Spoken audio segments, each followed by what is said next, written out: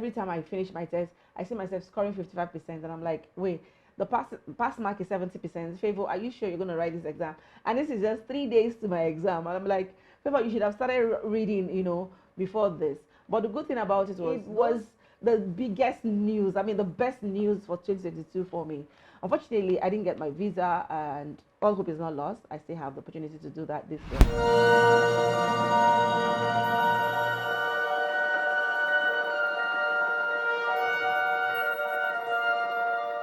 Okay, so on this channel, we say we talk digital marketing, tech, and brand management. So today, I will be sharing with you how I passed my AWS Cloud Practitioner exam in 1 week.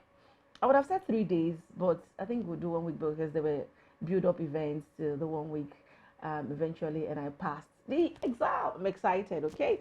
I am ×1 AWS certified, and we are moving on to SAA very, very soon. We're practicing and we are preparing for that. So, but today's story is just about sharing with you how I passed this exam in 1 week. And I know that if you're waiting to write AWS Cloud Practitioner exam, you actually can make it. But I also advise that you get some hands-on experience, because currently I'm actually doing my Cloud Quest Practitioner on my skill builder platform. So just try as much as you can beyond just reading for passing. Also get some hands-on experience, which is what I'm currently doing, and also preparing for my SAA. I'll join you shortly. Okay, so if you are just finding out about Business Edge with Favour, this is where it's happening. Here we talk digital marketing and brand management, and I'm so pumped up and excited to share with you how I passed my Cloud Practitioner exam, AWS Cloud Practitioner exam, in 1 week. And someone will say, in 1 week, is that possible? Yes, some people even say they pass in 3 days. I mean, there are several resources online if you really put your mind to it. So how did it all start? I started my cloud journey in, I think that was May or June or thereabouts. I saw someone posted something around some websites where women who intend to transition to tech can leverage, some programs and all of that. So I saw that post, and the one that caught my attention was the She Builds Cloud community, put together by Donna Edwards, Zendeka, powerful women, championing this cause. And then I enrolled. What I enrolled for then, what was being promoted at that point was the SAA, that's Solution Architect Associates, and I enrolled. But at the point you're enrolling, you will see a link where you're told to go for the Cloud Practitioner. That's the foundational level if you really need to know more about cloud computing. And let me make it clear here that I'm not new in tech. I've been in tech for most parts. I spent close to 6 years in a systems integrator company where we were selling solutions, Cisco, Microsoft, NetApp solutions, Checkpoint solutions. I understand tech to a large extent, but I wanted to have a deep dive, knowledge on cloud computing, right? So I got interested and I registered. So when I saw the link where it said you can actually, first of all, take the Cloud Practitioner exam, I also got interested. But at that point, it wasn't opened for registration. So, but the link took me to the skill builder. So on the skill builder, I registered on the skill builder. I used my current Amazon credentials. You can actually, if you're an Amazon customer, or you buy things on Amazon, or you have an Amazon account, you can actually use that to also access the skill builder. So I used my current Amazon account to access the skill builder, and that was how I started learning the Cloud Practitioner foundational content.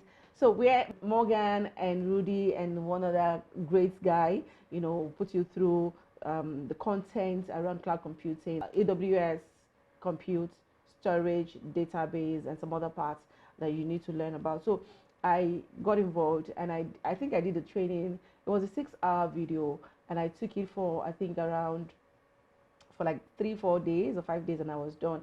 At the point I was finishing was when EMEA Summit was happening, and I registered for the summit. So I watched online. I even watched some cloud practitioner content online. We're even told that if we submit some surveys that we're going to be getting 50% discount on our next exam. So I was actually looking forward to that 50% discount on the next of my CPE, so I could write my CPE, but I asked for it, I requested for it. They told me they had sent it, but it wasn't sent. At the end of the day, I let it go. I forgot about it. And before I knew it, the cohort for Cloud Practitioner, was opened for August, and then I registered for that. I was still in SAA, so I registered for that, and that was how I joined the cohort for August. I didn't do anything. I was busy with my work and other things. So I told myself I was going to write it around October, and so that I can have enough time to read. But October, I didn't do much. Before that, I had bought Practice Tale by Neil on Udemy. It was fantastic. A colleague of ours on the She Built Cloud community referred me to it, and I got it. But I just opened it, but I never did it. I don't know if it works for you, but I am not always that type of person who reads several months ahead of exam. I always love to read when I'm under pressure. I don't know. That's what works for me. So I may have a lot of documents, a lot of resources, but you won't see me go close to it until the exam is so close. In fact, I didn't take it seriously until I booked for the exam. Now, I had to cancel my exam at some point. Now, let me tell you the story. When I applied for the AWS All Builders grant, and I saw that I won. I got that letter that I got the grant, and I was going to be fully sponsored to Las Vegas to attend Reinvent. I was elated. It was the biggest news. I mean, the best news for 2022 for me. Unfortunately, I didn't get my visa, and all hope is not lost. I still have the opportunity to do that this year.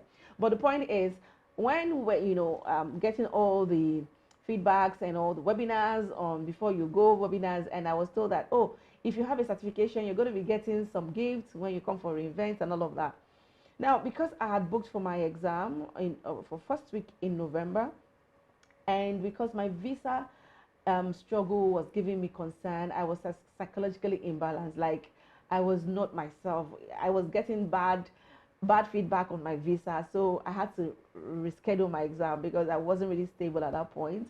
I rescheduled it, but on a second thought, I just told myself, oh, I need to write this exam. It's something I must achieve in 2022. Even if the visa won't come through, I still need to get this certification. So the week preceding Reinvent, that was the week I wrote my exam. That should be around, I think around 14th or 15th. I can't remember now, 20 something. That was the week I wrote the exam. So the week before I started, good thing was I had several practice tests, had several people. I keep seeing notifications about Cloud Essential training, Cloud Essential practice tests. So they were coming back to back the week preceding my exam, and I was, I had the opportunity of also taking those courses and listening to them. In fact, I had to screen grab some of those things on my phone.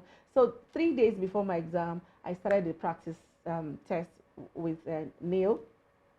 Every time I finish my test, I see myself scoring 55%, and I'm like, wait, the pass mark is 70%. Favour, are you sure you're going to write this exam? And this is just 3 days to my exam. And I'm like, Favour, you should have started reading, before this.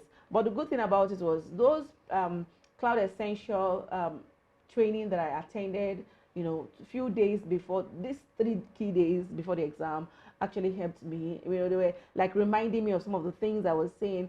At the point, a day to my exam, that I was still doing my practice test on the Neil AWS Cloud Practitioner practice test, I was still doubtful of my capability because I was still scoring 60, 65. I told my husband, I said, hey, are you sure I'm going to pass this exam? I'm not sure because what I'm scoring here is nothing to write home about.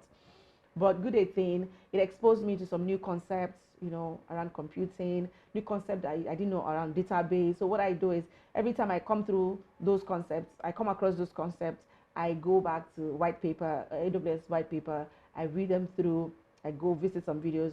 I also use the ramp up guide. Ramp up guide was very, very resourceful for me. So there are videos, there are white papers that can lead you to some answers that you may have. If you have gone through the practice test and you're confused as regards some questions, please visit your ramp up guide. It will help you. And even those practice tests also have explanation. If you fail any particular number of the questions asked, they will also give you explanation as to this is why this is the right answer, this is why this is not the right answer. So those explanations actually help a lot.